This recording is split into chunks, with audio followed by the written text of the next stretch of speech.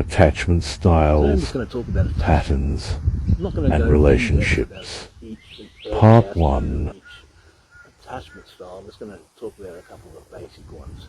And so, normally this is something that's taught like in psychology and psychotherapy pretty in-depthly. There's a couple of different type of models of it.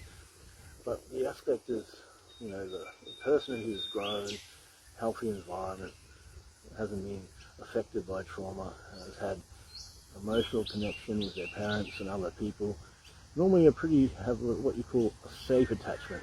They're secure within themselves, they can spend time with themselves, they don't need to always seek other people's opinions or seek other people's validation. They're settled in themselves, so they have that perspective already for themselves. They will take it on board, they're able to process their emotions, and that's pretty secure. You have certain people out there that have what's called avoidant, which is they haven't had that attachment. They haven't had that emotional attachment, and so that's been neglected in their life. Some people aren't even aware of it, why they function and have those patterns. So they're very dismissive, they're standoffish, they don't tap into their emotions unless it's with those who they feel safe with. And even in a relationship, they can still be dismissive of that and not want to feel into their emotions. They can be very logical and very rational in their approach.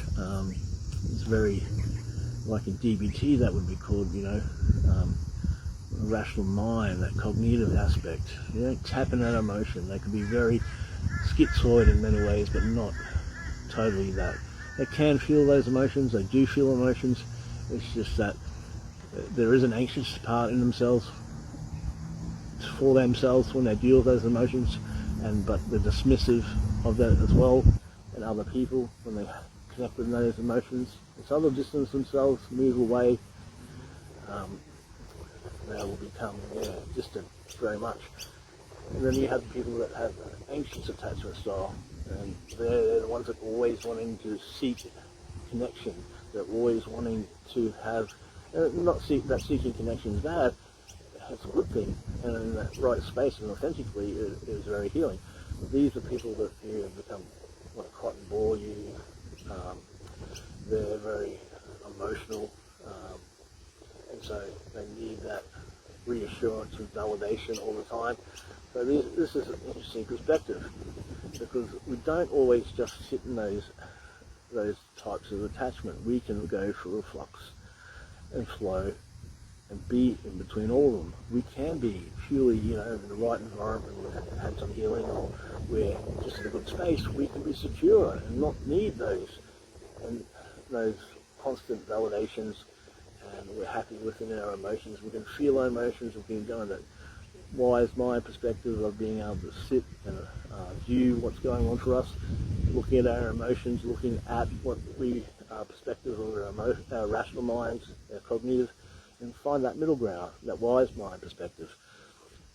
But sometimes, we can shift, and that shift can happen. So if you're in a safe, normally perspective, have that safe attachment, and you enter into like a new relationship with someone who's avoidant, and you're used to that certain amount of connection, a certain communication style, whilst yes, some of that could be projecting what we want, we have to take that aspect of understanding that person who is avoidant.